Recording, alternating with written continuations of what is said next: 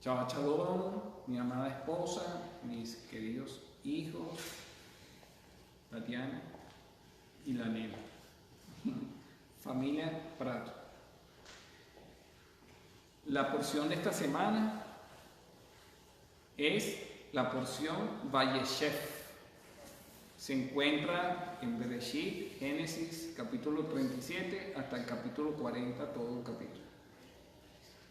Comienza con el establecimiento de Jacob en la tierra de Canaán, el nacimiento, las generaciones de Jacob con Yosef y todos sus hermanos, la historia donde ellos le tienen celos, rabia a su hermano por el trato preferencial del papá y por los sueños que él tuvo.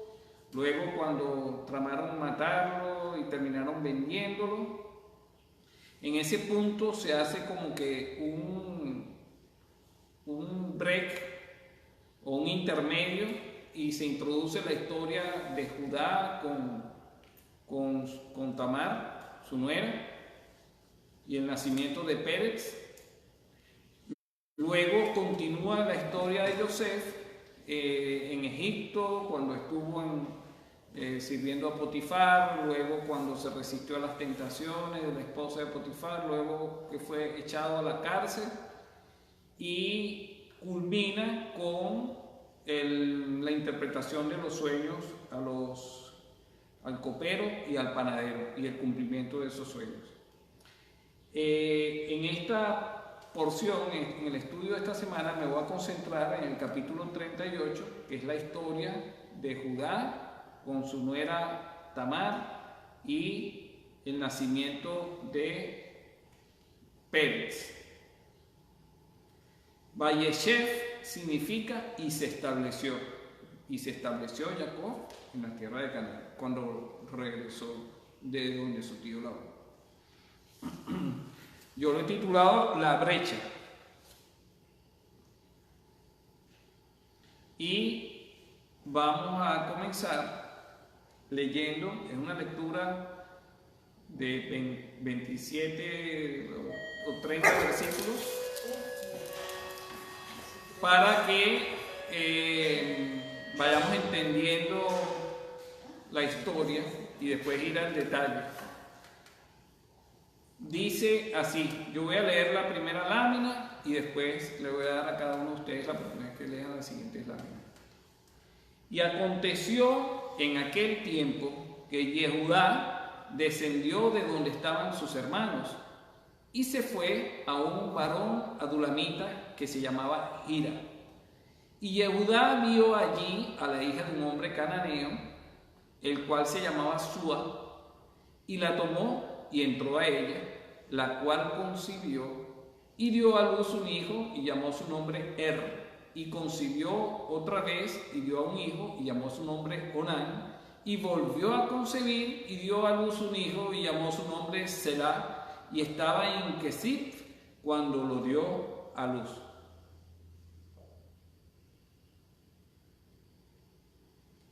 Y Yehudá tomó esposa para su primogénito la cual se llamaba Tamar. Y el primogénito de Yehudá, fue malo ante los ojos del Eterno, y el Eterno le quitó la vida. Entonces Yehudá dijo a Onán: entra a la esposa de tu hermano, y despósate con ella, y levanta simiente a tu hermano. Y sabiendo Onán que la simiente no había de ser suya, sucedía que cuando entraba a la esposa de su hermano, vertía en tierra por no dar simiente a su hermano. Y desagradó en los ojos del Eterno lo que hacía, y a él también le quitó la vida. Antes de continuar, vamos a hacer un pequeño comentario. Resulta que después que sucedió el problema con Yosef y Yehudá salió en su defensa, pero no para que lo liberaran y lo devolvieran a su papá, sino proponiendo que lo vendiesen. Después de eso, Yehudá se apartó de su familia y se casó con una mujer cananea. lo cual pues era contrario a las instrucciones que Dios les había dado a su padre Jacob, a Isaac y a Abraham. Tuvo 3 hijos con esta mujer. El primer hijo, que se llama Onán y Sela. Luego él busca una esposa para su hijo primogénito, que se llamaba Tamar. Algunos comentarios dicen que ella era descendiente de Shem, que no era cananea. Sin embargo, era malo ante los ojos de Dios y Dios le quitó la vida. Luego su hermano Onán, por la ley del levirato, la cual vamos a comentar, lo vamos a ver dónde aparece esa ley más adelante, está con ella, pero no quiere dejarle descendencia a su hermano, porque la idea de esta ley es que no muriese alguien en Israel sin que tuviese descendencia. Y derramaba en tierra el semen, por lo tanto esto le desagradaba al Señor y también le quitó la vida. Algunos comentarios dicen que su hermano mayor, hacía lo mismo porque no quería que ella saliera embarazada, y eso, como era muy bonita, eso iba a afectar luego su belleza exterior. Continuamos, vamos o mejor dicho, antes de continuar, vamos a leer en Deuteronomio 25, del 5 en adelante, la ley del levirato. Tati, ¿nos puedes leer? Cuando hermanos habitaren juntos y muriera alguno de ellos y no tuviera hijo, la esposa del muerto no se casará fuera con hombre extraño. Su cuñado entrará a ella y la tomará por su esposa y hará con ella parentesco. Y será que el primogénito que ella diera a luz se levantará en nombre de su hermano el muerto, para que el nombre de éste no sea raído de Israel. Continúa. Y si el hombre no quisiera tomar a su cuñada, irá entonces la cuñada suya a la puerta a los ancianos y dirá: mi cuñada no quiere suscitar nombre en Israel a su hermano, no quiere emparentar conmigo. Entonces los ancianos de aquella ciudad lo harán venir y hablarán con él. Y si él se levantare y dijere: no quiero tomarla, se acercará entonces su cuñada a él delante de los ancianos y le descalzará el zapato de sus pies y le escupirá en el rostro y hablará y dirá: así será hecho al varón que no edificare la casa de su hermano, y su nombre será llamado en Israel la casa del descalzado. O sea, una vergüenza, un deshonor, y por eso le colocaban el nombre de la casa del descalzado. Continuamos la lectura en Génesis 38, del 11 al 13, mi amor, por favor. Y Judá dijo... Yehudá. ¿Perdón? Es una I. Yehudá. Yehudá dijo a Tamar su nuera: quédate viuda en casa de tu padre hasta que crezca Selah, mi hijo, porque dijo: no sea que como sus hermanos también él muera. Y se fue Tamar y moró en la casa de su padre. Y pasaron muchos días y murió la hija de Suá, esposa de Yehudá. Y Yehudá se consoló y subía a los tranquilizadores de sus ovejas. Los trasquiladores. Trasquiladores de sus ovejas, a Timnat. Él y su amigo Irá el Adulamita. Y fue dado aviso a Tamar, diciendo: he aquí tu suegro sube a Timnat a trasquilar sus ovejas. Ok. Yehudá no le quiso dar su hijo a Tamar con la excusa de que era muy pequeño y que había que dar tiempo a que creciera. Sin embargo, dicen la tradición que a Tamar la apodaban la viuda negra, porque todo el que se casaba con ella, pues moría. Murió la esposa de Yehudá y él pues estaba de luto. Y en medio de esa situación subió a trasquilar a sus ovejas y le dieron aviso a Tamar. Continúa, mi amor, por favor. Entonces ella se quitó los vestidos de su viudez y se cubrió con un velo y se arrebozó y se puso a la puerta de las aguas que está junto al camino de Timnat, porque veía que había crecido Selá y ella no era dada a él por esposa. Y cuando la vio Yehudá pensó que era una ramera, porque ella había cubierto su rostro, y se apartó del camino hacia ella y le dijo: vamos, déjame ahora allegarme a ti, pues no sabía que era su nuera. Y ella dijo: ¿qué me darás si te allegares a mí? Mía. Él respondió: yo te enviaré del ganado un cabrito de las cabras. Y ella dijo: me darás prenda hasta que lo envíes. Entonces él le dijo: ¿qué prenda te daré? Ella respondió: tu anillo, tu cordón y el bordón que tienes en tu mano. Y él se los dio, y entró a ella, la cual concibió de él. Entonces ella se levantó y se fue, y se quitó el velo de sobre sí, y se vistió las ropas de su viudez. Y Judá envió el cabrito de las cabras por mano de su amigo el adulamita, para que tomase la prenda de la mano de la mujer, mas no la halló. Tati. Y preguntó a los hombres de aquel lugar, diciendo: ¿dónde está la ramera de las aguas junto al camino? Y ellos le dijeron: aquí no ha estado ninguna ramera. Entonces él se volvió a Judá y dijo: no la he hallado. Y también los hombres del lugar dijeron: ninguna ramera ha estado aquí. Y Judá dijo: tómeselo para sí, para que no seamos menospreciados. He aquí, yo he enviado este cabrito y tú no la hallaste. Amor. Y aconteció que al cabo de unos 3 meses fue dado aviso a Yehudá diciendo: Tamar, tu nuera, ha fornicado, y he aquí que está encinta de las fornicaciones.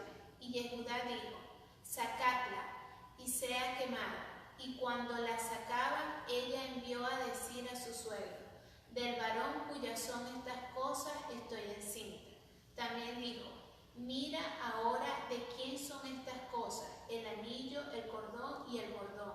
Entonces Yehudá los reconoció y dijo: más justa es que yo, por cuanto no la he dado a Selá, mi hijo, y nunca más la conoció. Imagínense qué situación, ¿no?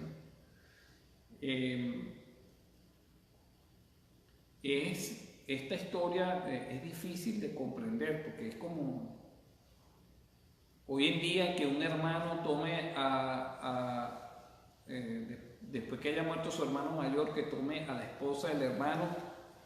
Eso es chocante, pues, es muy extraño. Y que por alguna razón un suegro esté con su nuera y conciban un hijo es también más chocante todavía. Y que de esa unión nazca un hijo de donde provenga la genealogía del Mesías, pues es como un poco incomprensible. Vamos a tratar de analizar un poco todas estas cosas y ver si el Señor tiene algunas revelaciones para nosotros. Continuamos la lectura, Estefanía, por favor. Y aconteció que al tiempo de dar a luz, he aquí había dos en su vientre. Y sucedió que cuando daba a luz, uno de ellos sacó la mano, y la partera tomó y ató a su mano un hilo de grano, diciendo, este salió primero. Y aconteció que tornando él a meter la mano, he aquí su hermano salió, y ella dijo, ¿qué brecha te has abierto? Y llamó su nombre Pérez. Y después salió su hermano, el que tenía en su mano el hilo de grano, y llamó su nombre Será. Ok, Pérez significa brecha y Seraj significa brillo. Dicen los sabios que es el brillo del escarlata que tenía en la mano. Ok, vamos ahora a ver un poco el significado del juicio y la brecha, que es la misma palabra del nombre de Pérez en algunos versículos, para ir entendiendo el tema de la brecha. Para esto tenemos que entender que cuando Dios expulsó al hombre del Edén, se creó una división que impedía que el hombre comiera del árbol de la vida, que pudiera estar en el paraíso y que pudiera tener esa comunión diaria con Dios como la tenía Adán antes de ser expulsado. ¿Qué dice Bereshit Génesis 3:24, Tatiana? Expulsó pues al hombre, y al oriente del huerto del Edén puso querubines y una espada encendida que giraba en todas direcciones para guardar el camino del árbol de la vida. El árbol de la vida, el Edén, la presencia de Dios, está guardado por unos querubines que hacen imposible, por su espada encendida, que nadie pueda entrar en ese sitio. Estos mismos querubines los vemos de manera simbólica en el arca encima del propiciatorio que se colocaba en el lugar santísimo. Son los querubines que guardan el camino al árbol de la vida. Éxodo 37:8 y segunda de Crónicas 5:8, mi amor, por favor. O puedes leer, Alfonso, estos dos versículos. Un querubín en un extremo y el otro querubín en el otro extremo. Hizo los querubines en los dos extremos de una pieza con el propiciatorio. Y el siguiente versículo. Porque los querubines extendían las alas sobre el lugar del arca, y los querubines cubrían el arca y sus barras por encima. Entonces podemos entender que el arca habla de la presencia de Dios, del árbol de la vida, del paraíso, de donde salió Adán, y esos querubines encima del propiciatorio representan a los querubines que efectivamente resguardan la entrada a ese sitio. Teniendo esto como base, vamos a ver qué nos dice Jueces 21:15. Estefanía, por favor. Y el pueblo tuvo tristeza por Benjamín, porque el Señor había abierto una brecha en las tribus de Israel. Ok, hubo una historia donde la tribu de Benjamín cometió una atrocidad porque había un sacerdote levita que fue a buscar a su concubina a casa que lo había dejado y se fue a la casa de su padre, que vivía en la tribu de Benjamín, y él baja de las montañas de Efrata, busca a su concubina y se queda unos días ahí en su casa, en la casa del padre, y vienen los hombres de benjaminitas y pues van a buscar a ese hombre para violarlo. Una historia parecida a la de Sodoma y Gomorra. Resulta que no quieren, el papá de la muchacha no quiere entregar al levita, sino que entrega a su hija, la viola, la ultrajan toda la noche y al día siguiente muere. El levita la cortó en 12 pedazos y mandó cada pedazo a las diferentes tribus de Israel y hicieron una reunión entre todas las tribus y decidieron ir a atacar a Benjamín. Y los mataron a todos y quedaron, creo que fueron 600 hombres nada más de la tribu de Benjamín. Y a eso se refiere de que hubo una gran tristeza en todo Israel porque Dios había abierto una brecha en las tribus de Israel. Esa brecha fue el juicio que hubo hacia la tribu de Benjamín. Sin embargo, Dios en su misericordia no permitió que desapareciera la tribu de Benjamín, sino que ideó un plan para conseguir 600 mujeres que se pudieran casar y procrear con Benjamín, porque mataron también a las mujeres y a los niños de toda la tribu de Benjamín. Hubo un juicio. El pecado dentro del pueblo de Dios trae un juicio y ese juicio abre brecha en el pueblo. ¿Qué dice Isaías 30, 12 al 13? ¿Puedes leernos, Abraham, duro para que se oiga en la grabación?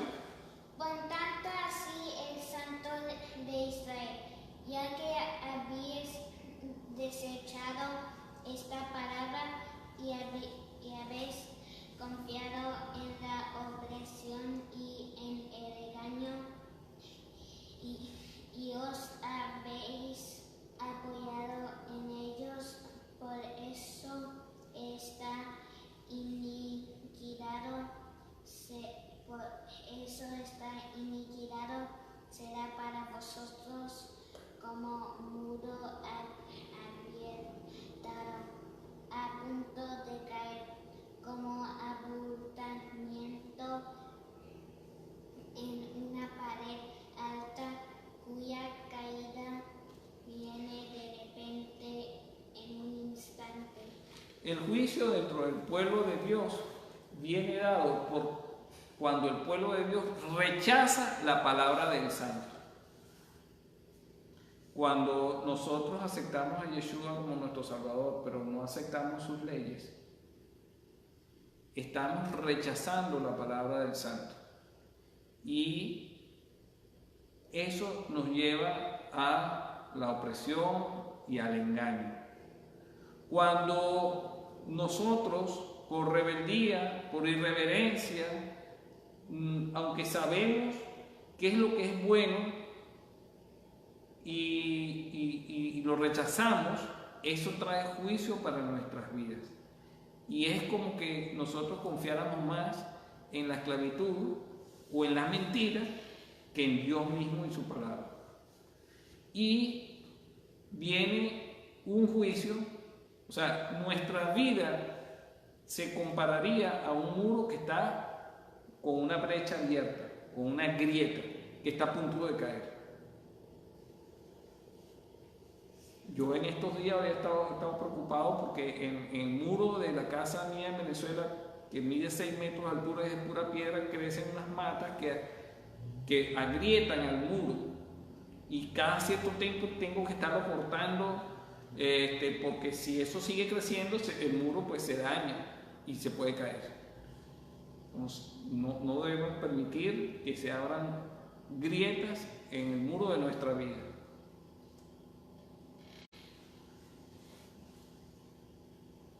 También hay una causa de juicio, y eso nos lo dice en Primera de Reyes 11, 26 al 27. ¿Puedes leernos, Renata, por favor?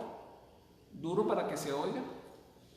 Y Jeroboam, hijo de Nabat, un efrateo de Zereda, cuya madre, una mujer viuda, se llamaba Zeruá, era siervo de Salomón y se rebeló contra el rey. Y esta fue la causa por la cual se rebeló contra el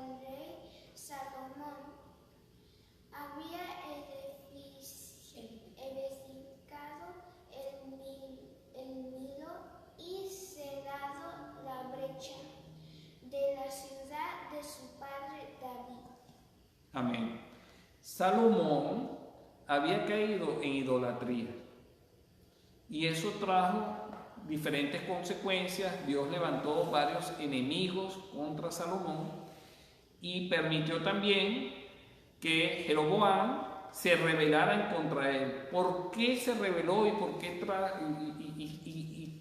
qué dice la palabra? Que Salomón cerró la brecha de la ciudad de su padre David.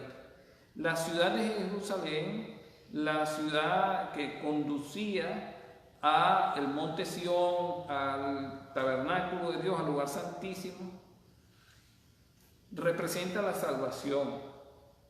Y si Salomón con su idolatría estaba obstaculizando ese camino a la salvación, estaba cerrando la brecha que su padre David abrió, eso trae juicio. Nosotros no podemos interrumpir ni obstaculizar los planes de salvación de Dios. Cuando nosotros predicamos la palabra o cuando nosotros decimos públicamente cuál es nuestra fe, pero actuamos en contraposición a lo que el Señor nos ordena, terminamos siendo una piedra de tropiezo para las demás personas que no creen, porque somos como dice la palabra, el nombre de Dios es blasfemado entre los no creyentes por nuestra conducta, por nuestros malos actos. Eso es cerrar la brecha. Ok. Ahora vamos a ver qué significa. Discúlpame un poquito. Primero dijiste que, por ejemplo, que el juicio del Eterno abre brechas. Abre brecha en la persona que es pecadora, que es parte del pueblo de Dios. Okay, pero ¿cómo tomar esa palabra de la brecha? O sea, porque parecía, por ejemplo, cuando hablas ahorita de Salomón, David había abierto brechas y Salomón con su pecado las estaba cerrando. Entonces, Sí, es que hay diferentes brechas. Okay, por eso. Okay. Hay, cuando yo desobedezco a Dios, abro una brecha en el muro Negativa. que me protege a mí y eso trae juicio para mi vida, ¿no? Ahora, Dios nos castiga y abre una brecha en nuestras vidas. Trae un quebrantamiento, un partimiento en nuestras vidas, pero el objetivo de Dios es que esa brecha se pueda cerrar y nosotros nos podamos sanar, llamarnos la atención como hijos, como un buen padre reprende a sus hijos. Hay otra brecha, que es una brecha que nos conduce de vuelta al camino de Dios, a la salvación, al árbol de la vida, al Edén.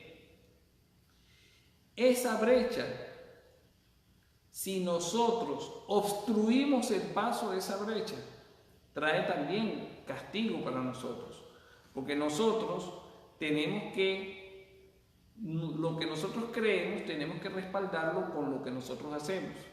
Una fe sin obras es una fe muerta. Cuando la fe nosotros no la ponemos por obra, estamos tapando la brecha de la salvación, que es, como les dije, la otra brecha que Dios abre. Y eso trae castigo. Ahorita cuando sigamos avanzando vamos a seguir ampliando y entendiendo lo que significa la brecha. Vamos ahora a ver qué significa ponerse en la brecha. Ezequiel 22:30 habla de levantar un muro y ponernos en la brecha. Mi amor, ¿puedes leernos, por favor? Busqué entre ellos alguien que levantara un muro y se pusiera en pie en la brecha, delante de mí, a favor de la tierra, para que yo no la destruyera, pero no lo hallé. Ok, en este caso no se trata de ponerse en obstrucción de la brecha para que las personas no puedan pasar a la presencia de Dios. No es eso. Esto que habla el profeta Ezequiel habla de que debemos levantar un muro en nuestras vidas en obediencia a Dios. Ese muro no puede tener ninguna grieta, ninguna brecha. Si nosotros respaldamos nuestra fe con nuestras obras, tenemos un muro que nos protege. Y desde esa posición, nosotros nos paramos en la brecha, no obstruyéndola, sino para interceder a favor del pueblo de Dios, a favor de la tierra, para que Dios no la destruya, a favor de las personas que no son creyentes o a favor de las personas que son creyentes y que nosotros queremos interceder por ellas. Dime, mi amor. Como la descripción que pusiste de lo del muro, como que si uno poniéndose a través de una de esas brechas que tiene el muro, uno empieza a orar y lo que, por ejemplo, decir que llueva y lo que corre por esa brecha son oraciones Bueno, fíjate, una cosa es el muro nuestro y otra cosa es el muro de los demás. Los no creyentes no tienen ningún muro que los proteja. Los creyentes tienen muro, pero ese muro pudiera estar agrietado. Y nosotros debemos procurar que el muro que nos protege no esté agrietado, no tenga brecha. Desde la posición de un muro que no esté agrietado, es una vida en santidad y en obediencia, nosotros oramos por las personas que no tienen muro, o sea, que no son creyentes, y oramos por las personas que son creyentes, pero que su muro está agrietado, para que el Señor repare el muro. Quiere decir que intercedemos ante Dios por las demás personas. Salmos 106, 23, Estefanía, mi corazón. Él dijo que los hubiera destruido, de no haberse puesto Moisés, su escogido, en la brecha delante de él, a fin de apartar su furor para que no los destruyera. El pueblo de Israel, cuando hizo el becerro de oro, Moisés destruye las tablas de la ley, sube a la presencia del Eterno de nuevo e intercede, se pone en la brecha delante de Dios para interceder para que Dios no destruyera al pueblo. ¿Qué dice Deuteronomio 32 del 10 al 12? Alfonso, por favor.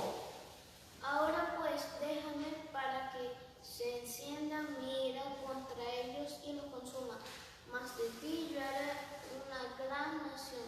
Entonces Moisés suplicó ante el Señor su Dios y dijo: Oh Señor, ¿por qué se enciende tu ira contra tu pueblo, que tú has sacado de la tierra de Egipto con gran poder y con mano fuerte? ¿Por qué han de hablar los egipcios diciendo: con malas intenciones los has sacado, para matarlos en los montes, para exterminarlos de la faz de la tierra? Vuélvete del ardor de tu ira y desiste de hacer daño a tu pueblo. Eso es pararse en la brecha, lo que hizo Moisés. Ese es el más claro ejemplo de lo que es ponerse en la brecha y suplicar ante el Señor. ¿Qué dice el libro de Jacobo, mal traducido, o ni siquiera es traducido, le cambiaron el nombre por Santiago, pero su nombre no es Santiago, sino, si lo vemos en el griego, es Jacobo? Capítulo 5, versículos 16 al 18, Estefanía, mi corazón. Por tanto, confesad vuestros pecados unos a otros, y orad unos por los otros para que seáis sanados. La oración eficaz del justo puede lograr mucho. Elías era un hombre de pasiones semejantes a las nuestras, y oró fervientemente para que no lloviera, y no llovió sobre la tierra por 3 años y 6 meses. Y otra vez oró, y el cielo dio lluvia, y la tierra produjo sus frutos. No menospreciemos el poder de la oración eficaz de un justo. Y la oración eficaz es eficaz cuando estamos perfectamente alineados con la voluntad de Dios.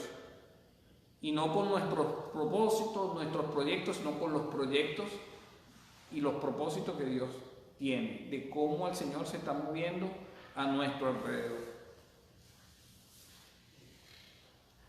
¿Qué dice Salmo 144, versículos 13 al 15? Renata, ¿nos puedes leer, por favor? Estén llenos nuestros graneros suministrando toda clase de sustento y nuestros rebaños produzcan miles y 10 miles en nuestros campos. Cargado nuestro ganado sin fracasos y sin pérdida, y no haya gritos en nuestras calles. Bienaventurado el pueblo a quien así le sucede. Bienaventurado el pueblo cuyo Elohim es el Eterno. Amén. Amén. Esta es una oración que habla de bendición y prosperidad para el pueblo. Esto es como un modelo de oración. Nosotros podemos ponernos en la brecha pidiendo bendiciones para el pueblo de Dios. Esa palabra que dice sin fracasos y sin pérdida es sin grietas, sin brechas y sin pérdida. Nosotros debemos orar para que la vida de las personas que nosotros amamos no tenga grietas.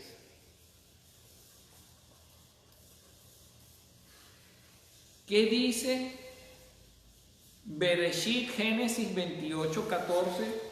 Abraham, ¿puedes leernos, por favor? También tu descendencia será como el polvo de la tierra, y te extenderás hacia el occidente y hacia el oriente, hacia el norte y hacia el sur. Y en ti y en tu simiente serán bendecidas todas las familias de la tierra. Aquí está la bendición de Dios, de los patriarcas, gracias Abraham, donde habla de la prosperidad del pueblo de Dios, pero no está basada en la prosperidad material, sino está basada en la prosperidad espiritual, donde el pueblo de Dios se extiende por los 4 confines de la tierra. Y esa palabra cuando dice y te extenderás, es y te habrás brecha, te abrirás brecha. Ese extender, porque ¿cómo se extiende el pueblo de Dios en este mundo? Con gran lucha, porque este es un mundo que está dominado por el pecado, por el maligno, y la única manera que se pueda extender el pueblo de Dios, o sea, que pueda abrirse camino el pueblo de Dios, es con la bendición de Dios, con el poder de Dios, con el milagro de Dios, con el espíritu de santidad y con la fidelidad del remanente del pueblo de Dios, que estamos encargados de abrir brecha, de extendernos hacia todos los 4 puntos cardinales. Entonces podemos resumir que ponerse en la brecha es interceder delante del Eterno por nuestros hermanos, creyentes y por los que todavía no creen. Ponerse en la brecha, ya entendemos lo que significa. Vamos al siguiente punto muy importante, que es el reparador de brechas.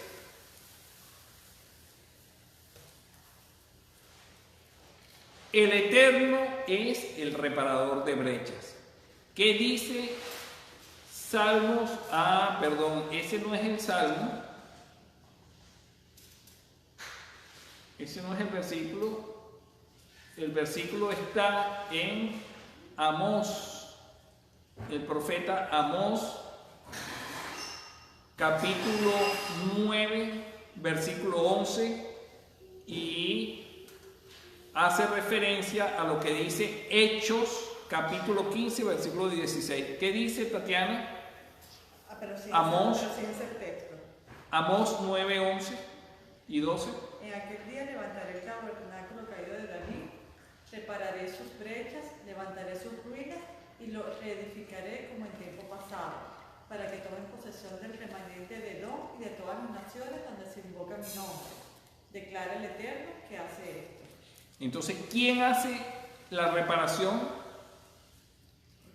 El Eterno mismo es el reparador de las brechas. Del tabernáculo caído de David. Yeshua, cuando murió, ¿qué sucedió al tercer día? Fue restaurado,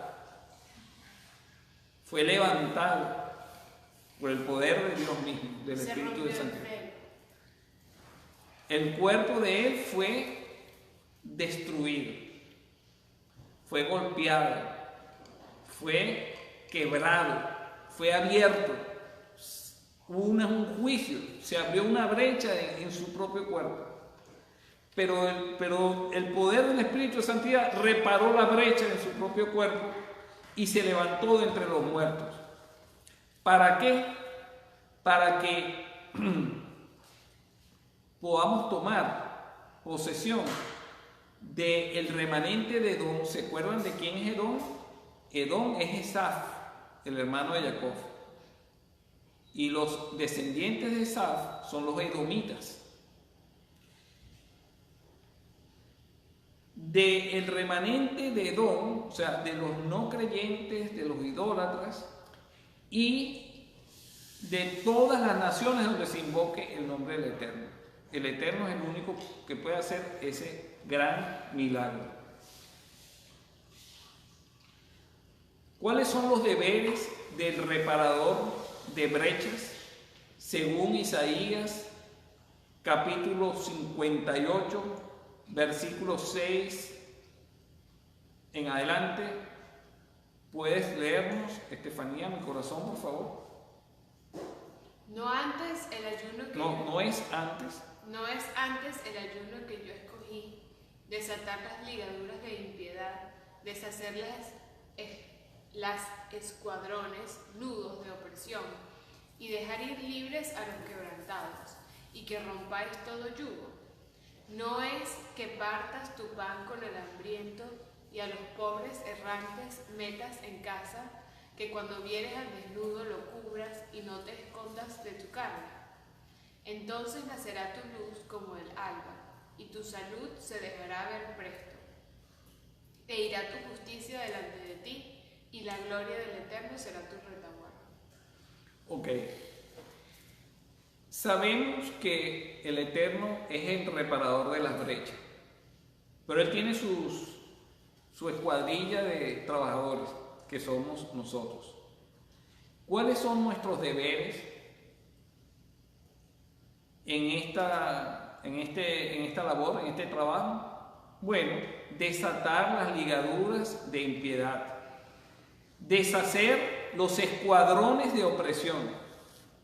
Sabemos que Satanás, con su ejército de demonios, tiene como labor oprimir al ser humano para que no pueda alcanzar la comunión, la salvación con el Eterno.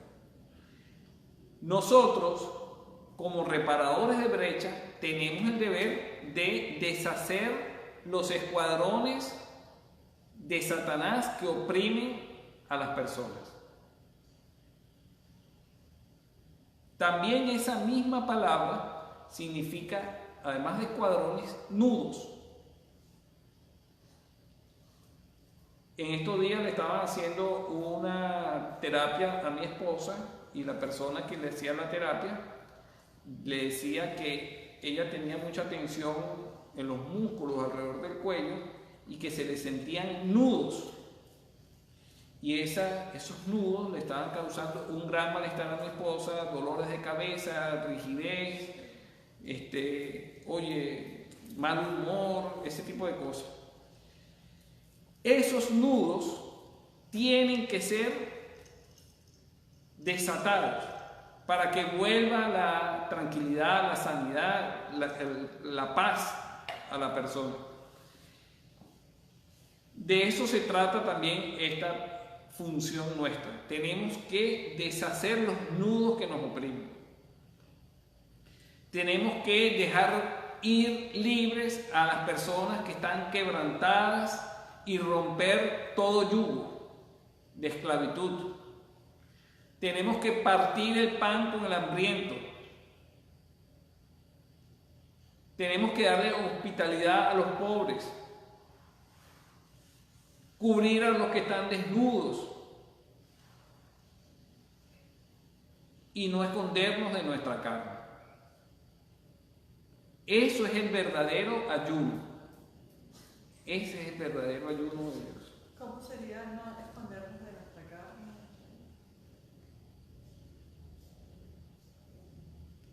No sé. No sé.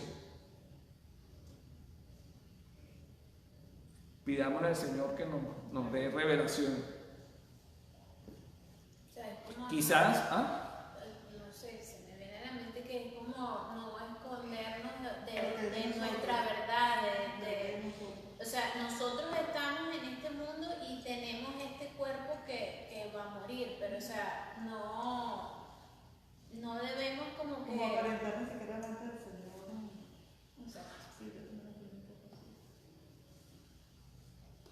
sí, no sé, quizás no reconocer nuestra debilidad, que estamos en esta carne, y como dice la palabra, que el poder de Dios se perfecciona en nuestra debilidad. Diga el débil, fuerte soy. Yo estoy reconociendo mi condición carnal, pero eso es lo que me permite a mí, pues, aceptar la ayuda y el poder de Dios. Yo no sé qué significa exactamente, pero yo pienso que tiene que ver con lo que dice justo antes, que cuando vienes al desnudo lo cubras, porque es como continuación de eso, y no te escondas de tu carne. Es probable que sí. Ok. El Eterno oye y bendice al reparador de brechas. Seguimos leyendo en el mismo texto de Isaías. Alfonso, ¿puedes leernos, por favor, versículos 9 al 11? Entonces invocarás y oírte al Eterno. Clamarás y dirá él, heme aquí. Si quitares de en medio de ti el yugo, el extender el dedo y hablar vanidad. Aguanta. Si quitares en medio de ti el yugo, el extender el dedo habla de señalar a las demás personas, ¿no? Habla de condenar. Hablar vanidad, bueno, hablar cosas que no, bueno, chismear, murmurar, hablar mal de los demás, cosas que no traen vida, ¿no? Continúa, Alfonso. Y si derramares tu alma al hambriento y saciares el alma afligida en las tinieblas, nacerá tu luz y tu oscuridad será como el mediodía. Tremendo.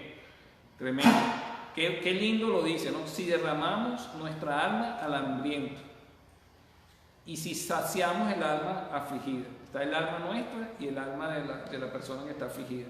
Para que esa alma sea saciada, nosotros tenemos que derramar la nuestra.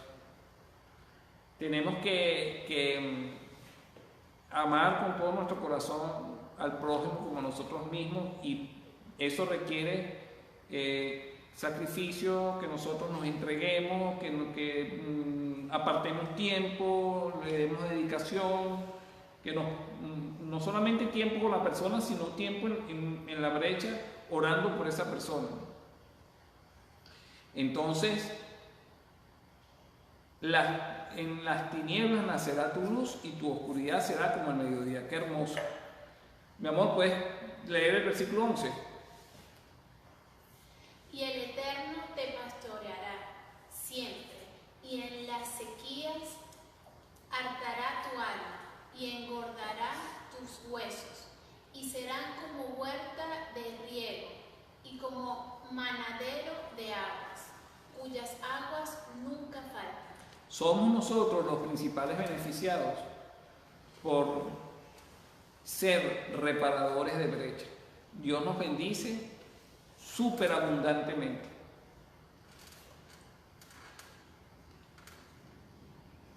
Tatiana, ¿puedes leer el versículo 12 al 14, por favor? Y edificarán los de ti los desiertos antiguos, los cimientos de generación en generación levantarás, y serás llamado reparador de brechas, restaurador de calzadas para habitar. Si le trajeres del Shabbat tu pie de hacer tu voluntad en mi día santo, y al Shabbat llamares delicia, santo, glorioso del Eterno, y lo venerares, no haciendo tus caminos, ni buscando tu voluntad, ni hablando tus palabras, entonces te deleitarás en el Eterno, y yo te haré subir sobre las alturas de la tierra, y te daré a comer la heredad de Jacob, tu padre, porque la boca del Eterno lo ha hablado. ¿Qué hacía Yeshua en Shabbat? Hacía lo bueno, sanaba a los enfermos, liberaba a los cautivos, predicaba la palabra, asistía a la sinagoga, enseñaba la Torá. Eso es lo mismo que nosotros debemos hacer, porque el Shabbat, Dios trabaja en nuestra salvación, dejó de trabajar en la obra de la creación para trabajar en nuestra salvación. Y nosotros en Shabbat debemos trabajar en la salvación también.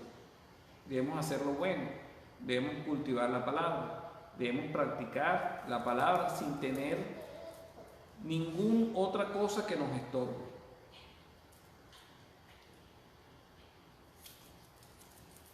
Continuamos. El Eterno abre brecha entre nuestros enemigos. ¿Qué dice 2 Samuel 5:20, Estefanía? David fue a Baal Perasim y allí los derrotó y dijo: el Señor ha abierto brecha entre mis enemigos delante de mí como brecha de aguas. Por eso llamó a aquel lugar Baal Perasim. Ustedes se recuerdan de la tragedia de Vargas, que creo que fue en 1999 en Venezuela.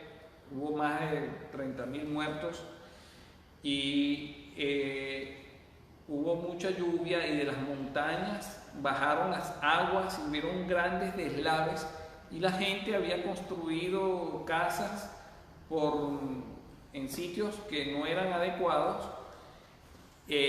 antiguas quebradas, y las aguas arrasaron todo a su paso, destruyeron todo, hubo gran mortandad.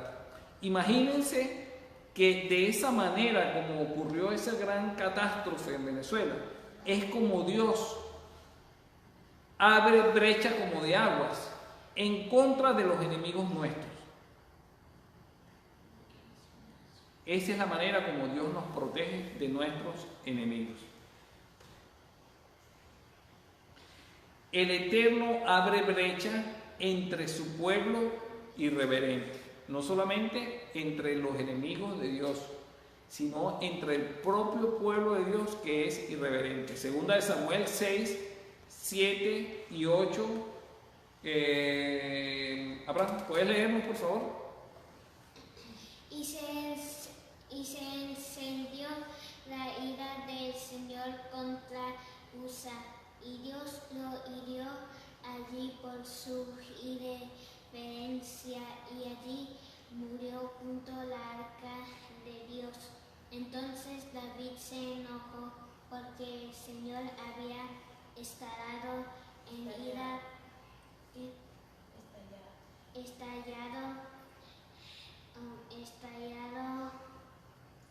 estallado en ira contra Usa y llamó a aquel lugar de Pérez Usa hasta el día de hoy. La brecha de Usa. Usa fue irreverente porque el arca no podía tocarla nadie, absolutamente nadie. Recuérdense que los querubines que resguardan el camino al árbol de la vida, aquí están encima del arca, representando eso, que ese camino es intransitable, nadie puede entrar por ahí sin estar preparado. Y eso es una irreverencia ante el Eterno.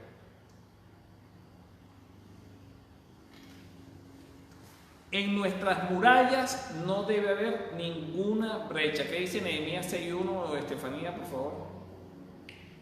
Y aconteció que cuando se les informó a Sanballat, a Tobías, a Gesem, el árabe, y a los demás enemigos nuestros que yo había reedificado la muralla y que no quedaba ninguna brecha en ella, aunque en aquel tiempo yo no había sentado todavía las hojas en las puertas. Ok. Los enemigos nuestros van a recibir reportes de nosotros. Y si en el reporte hay alguna grieta, tienen la información de que hay alguna grieta en las murallas nuestras, por ahí nos van a atacar. Por lo tanto, nosotros debemos cuidar de que en las murallas nuestras no haya ninguna brecha. Este talit habla de la protección de Dios por medio de sus mandamientos y habla del poder del Espíritu de Santidad que tenemos los creyentes para poder cumplir los mandamientos con amor, con gozo, con deleite, y que eso no represente para nosotros una carga, una esclavitud. Al contrario, con la plena conciencia de que representa las murallas con las que Dios nos protege. Ahora vamos a hacer algunos comentarios, vamos a analizar algunos comentarios que hay sobre el nacimiento de Pérez en la tradición oral, el Talmud, la Gemara, la Mishnah. Pérez fue el primer hijo de Judá y Tamar. Sí, recuerda que nacieron mellizos y Pérez fue el que salió de primero, apartando al que había salido de primero, que era Seraj, que significa brecha. Antes de ver los comentarios que hay en la Torah oral, veamos que Pérez es parte de la genealogía del Mesías Yeshua. En Mateo 1, del 1 al 2, dice: libro de la genealogía de Jesucristo, hijo de David, hijo de Abraham, y Abraham engendró a Isaac, Isaac a Jacob, y Jacob a Yehudá y a sus hermanos. Yehudá engendró de Tamar a Pérez y a Seraj. Pérez engendró a Esrón y Esrón a Arán, y así continúa hasta llegar a David, y ahí continúa hasta llegar a Yeshua HaMashiach, a Jesucristo. Entonces veamos ahora la importancia que tiene Tamar en la historia de nuestro pueblo Israel, porque de Tamar viene la genealogía de David y viene la genealogía del Mesías mismo. Por eso es que Dios, cuando vio que el hijo mayor de Judá, no quería tener hijos con Tamar para que no se le dañara la figura, como si eso fuera lo más importante, ¿no? Su amor egoísta, perdiendo el norte de lo que significaba su responsabilidad, que era que a través de él se iba a mantener la simiente, la promesa de Abraham, Isaac y Jacob, para que naciera el Mesías. Y él hizo como Esaf, desechó la primogenitura, desechó su responsabilidad, desechó al Mesías mismo. Por eso Dios le quitó la vida. Y lo mismo hizo con el hermano siguiente, ¿cómo era que se llamaba? Sela. No, Sela es el último. El segundo hermano también hizo lo mismo. Le tocó la responsabilidad de dar la descendencia a su hermano que había rechazado y derramaba el semen en tierra. Dios también le quitó la vida. Y para hacerle justicia a Tamar, que tenía proféticamente esa responsabilidad de traer a luz al Mesías, Dios permitió que sucediera lo que sucedió con Yehudá. Y después que se llegó a ella y tuvo a Pérez, más nunca la volvió a conocer. Porque el único propósito que Dios tenía era mantener a través de Judá y de Tamar esa genealogía por donde iban a ser el Mesías. Ahora podemos entender un poco más por qué sucedieron las cosas. A pesar de que Judá y todos sus errores que cometió, a pesar de los errores que cometieron los hijos, Dios cumple sus propósitos. Sí, sabes que yo estaba hablando el martes de que, o sea, que me parece que también era como que una obra del enemigo contra esos tres hijos de Judá, como que tratando de evitar eso, de romper la línea de donde tenía que venir. Sí, la verdad es que el primer error lo comete Yehudá, cuando se casa con una cananea. En contra y no dice que esa cananea fue que se convirtió al pueblo de Israel, más bien Judá se separó de sus hermanos y se casó con esa cananea. Y tuvo 3 hijos. Y ahí es donde estuvo el primer error. Entonces Dios no iba a permitir esa unidad en yugo desigual.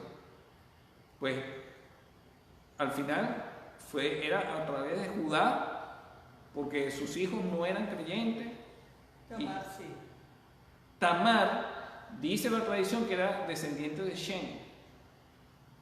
Pero de alguna manera Tamar, recuerda que digamos que Abraham, Isaac y Jacob fueron a buscar, Isaac y Jacob fueron a buscar esposas que tuvieran el potencial que Dios requería de la casa de la familia de Abraham. Igual aquí lo más importante indudablemente es que el Judá o el esposo de Tamar fueran verdaderamente personas temerosas de Dios, creyentes y conscientes de la responsabilidad que tenían. Como no lo eran, Dios les quitó la vida y lo preservó su promesa a través de Judá mismo. Pero Judá no hubiese hecho lo que hizo si él hubiese estado consciente de que Tamar no era una prostituta, de que era su nuera. La única manera que hubiese hecho eso es como pasó. Bendito sea el Eterno en su gran misericordia y sabiduría. Ok, ya vimos entonces que Pérez es parte de la genealogía de Jesucristo, de Yeshua HaMashiach. Ahora vamos a ver un comentario sobre el nacimiento de Pérez según la Cábala. Dice así: Pérez, que significa brecha, hace alusión a la luna, cuya luz a veces es completa y a veces sufre una brecha en su claridad, pues su luz aumenta y luego mengua.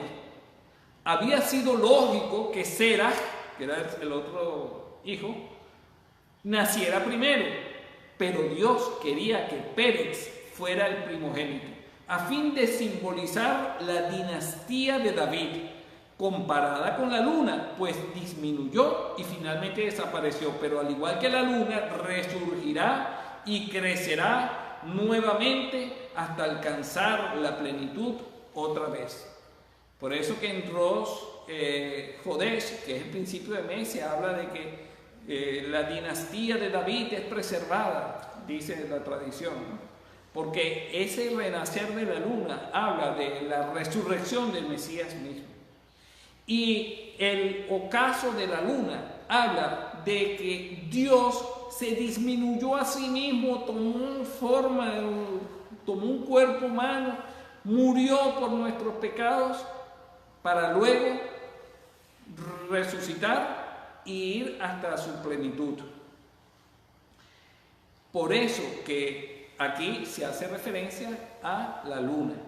Y Serach, que significa brillo, es el brillo del pecado, porque a Serach le pusieron una cinta, un hilo rojo carmesí que representa los pecados nuestros.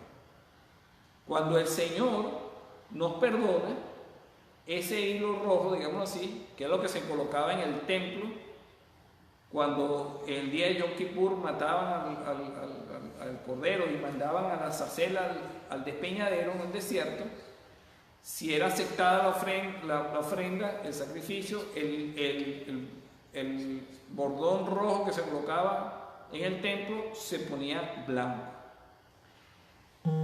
Quiere decir que el primogénito, en este caso, representa al Mesías, que representa la vida. Y el que sacó primero la mano representa el pecado. Representa el pecado. Pero el único que puede desplazar de la primogenitura al pecado es el justo, que es Yeshua. Y asumir esa primogenitura. Dime, mi amor. Ok.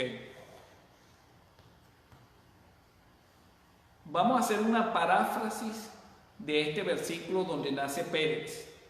Dice así. Génesis 38, 29 dice. Esto es una paráfrasis. Lo que está en amarillo es lo que está agregado. Dice así. Mas aconteció, como éste retirase su mano, que salió su hermano. Y ella dijo, ¿cómo irrumpiste, despojando a tu hermano de su derecho a la primogenitura? Sobre ti pues cae el pecado de la irrupción. Fue llamado pues Pérez, que significa brecha. Yeshua despojó al que tenía el imperio de la muerte, o sea, a Satanás, lo despojó de toda su autoridad por medio de su muerte misma. Y se ganó la primogenitura, porque lo que gobernaba desde Adán hasta la fecha en la humanidad es lo que lo gobierna, es el pecado. Pero Yeshua abrió una brecha y recuperó la primogenitura. Por lo tanto, la primogenitura la tiene Yeshua y es la vida. Esa es la brecha que abrió él. ¿Qué dice Sanedrín 20b sobre el nacimiento de Pérez? Marlene, ¿nos puedes leer, por favor? La partera había gritado, vaya brecha que te has abierto.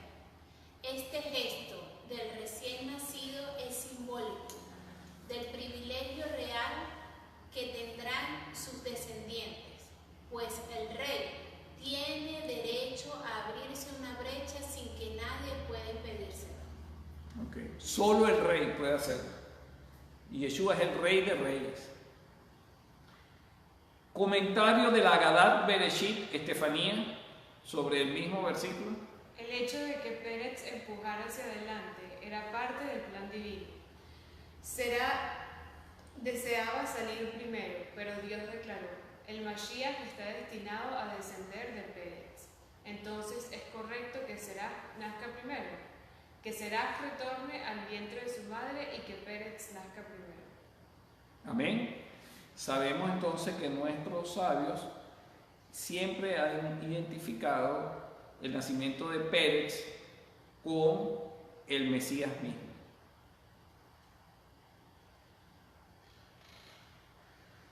Vamos entonces a la parte final. El que abre la brecha. Ustedes ven ahí en esa figura pues una gran muralla de piedra natural y una brecha. Eso para que se imaginen lo que es abrir una brecha, ¿no?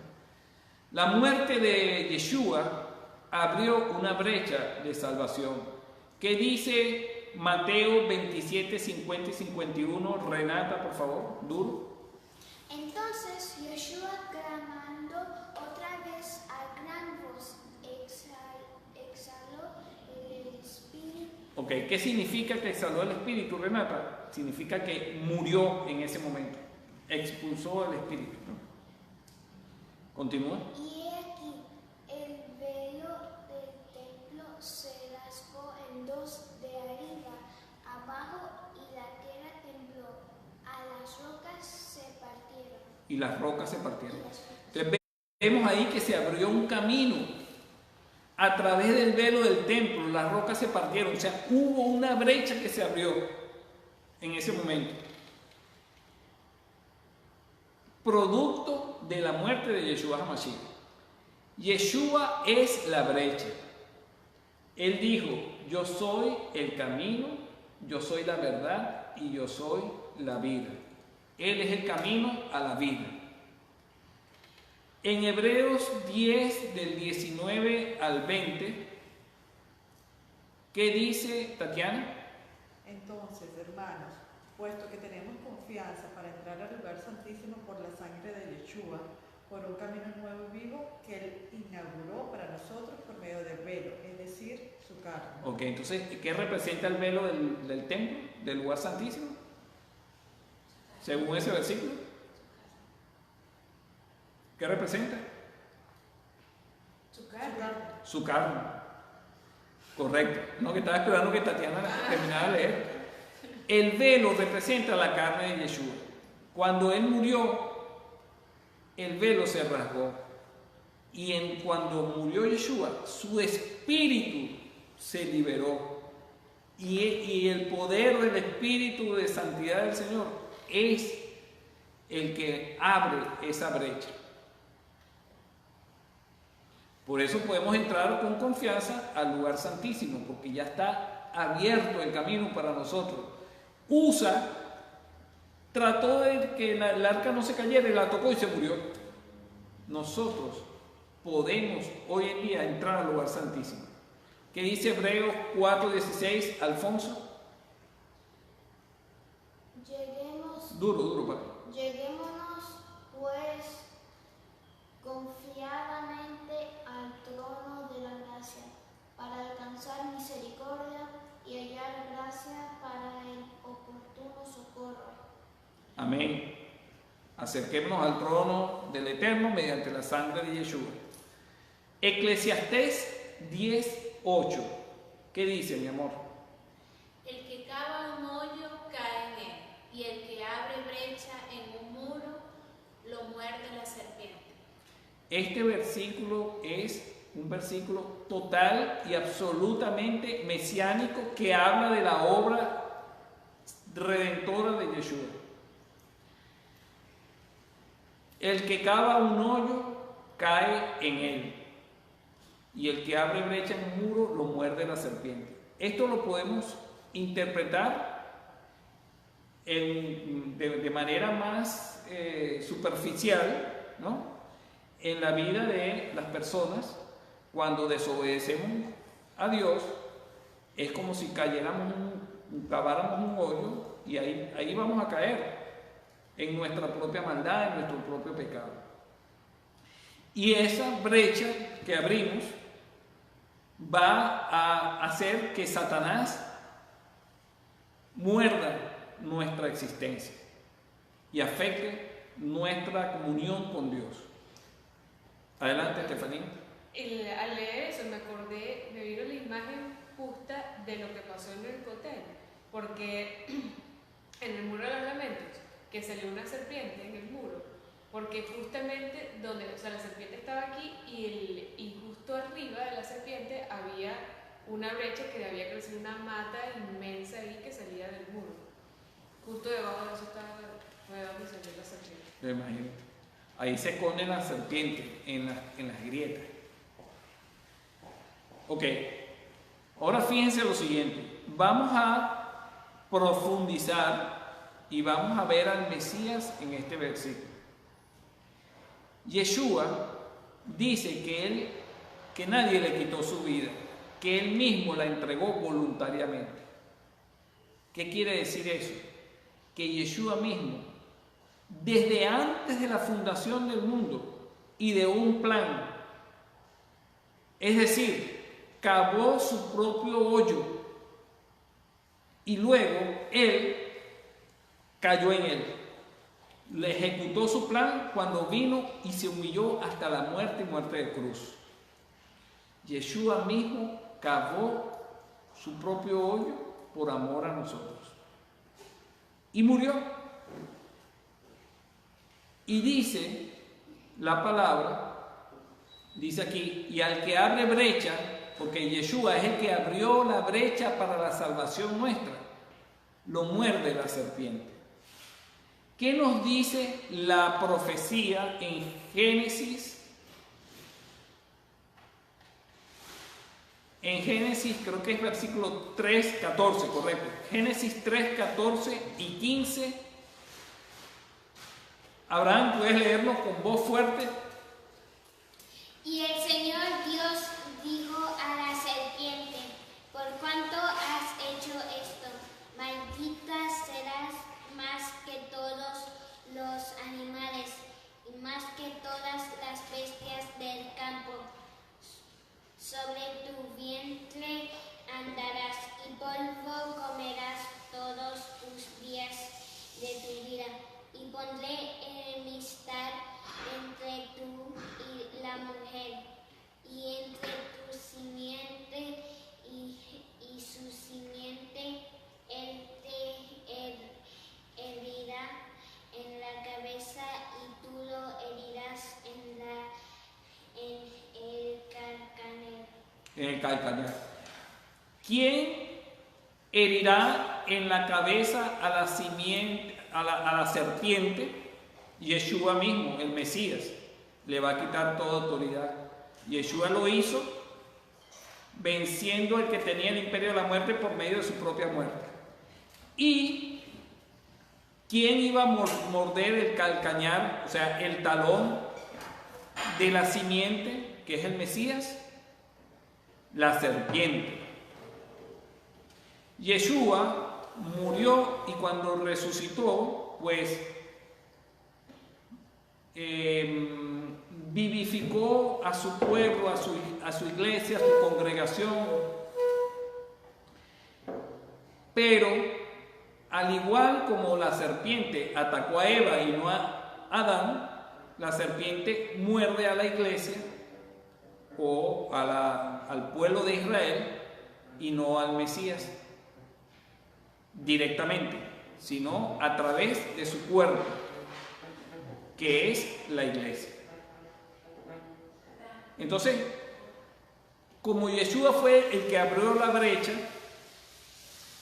lo muerde la serpiente. Ahora entendemos lo mesiánico de este versículo. Vamos a verlo ahora un poco a través de la gematría.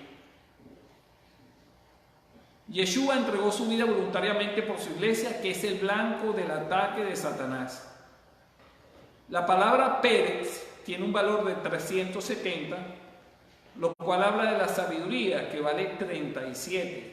37 multiplicado por 10 da 370.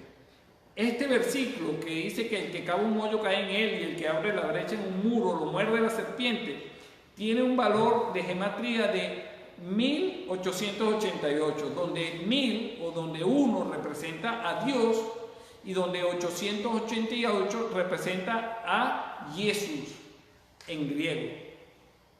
Jesús en griego vale 888.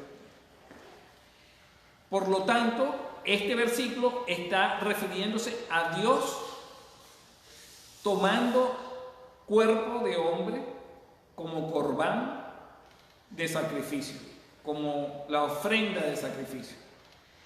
La expresión lo muerde vale 358, que es la misma gematría de Mashiach en hebreo. Y la expresión la serpiente vale 386, que es el mismo valor de gematría de Yeshua.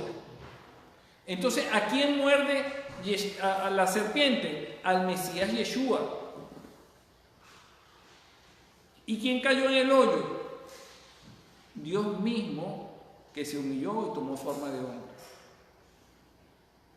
Y Él es el que abre la brecha. Bendito sea el Eterno por siempre.